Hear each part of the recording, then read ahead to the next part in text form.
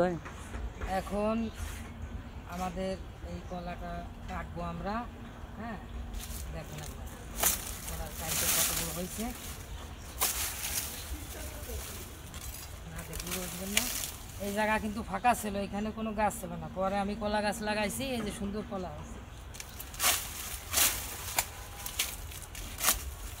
কলা আরও কয়দিন পরে কাটতাম, কিন্তু আজকে সকালবেলা চোর আসছিল তো এই জন্যই কাটবো। এই কলা চুরি করে নিতে আসছে। কলা দেখা যায় না ভাই? ওই বাঁশ দিয়ে এইভাবে বাঁধতে দিছে যাতে কলাটা ভাঙ্গে নিচে না পড়ে, কলার কাইনটা, কারণ কলায় তো অনেক ওজন, ভাঙ্গে গেলে পরে সব শেষ। এই জন্যই রশি দিয়ে বাঁশ দিয়ে বাঁধতে দিছি। আপনারাও যারা কলা গাছ আছে যাদের, তারা এরকম বাঁধবেন, বাঁধলে পরে আর কলা ভাঙ্গে নিচে পড়বে না।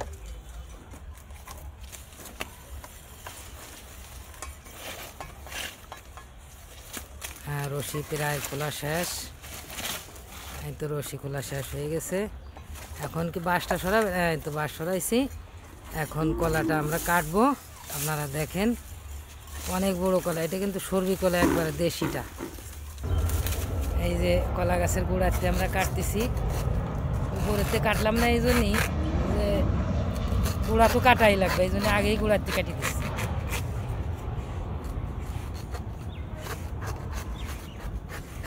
এই যে দেখেন কলা পড়বে, আস্তে আস্তে পড়বে।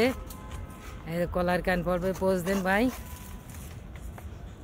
হ্যাঁ, আস্তে আস্তে নামতেছে। আপনি এই পাশে আসেন ভাই, এই পাশে এসে টান দেন, আস্তে টান দেন, নামিয়ে দেবেন। হ্যাঁ, কারণ জোরে পড়লে পরে আস্তে আস্তে টান দেন। হ্যাঁ, টান দেন, জোরে পড়লে কলাটা ফাটিয়ে যাবে। হ্যাঁ হ্যাঁ, মাশাল্লাহ। এই যে দেখেন এই যে গোড়াতে কীভাবে কাটছি। আপনারাও কলা কাটলে এইভাবে কাটবেন, নিচে পড়বে না, কলার সমস্যা হবে না। এখন গোড়াতে পোজ দেন ভাই।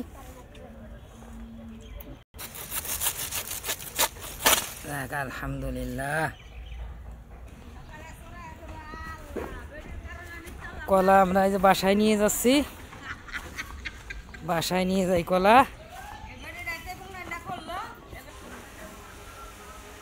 জানিয়ে সব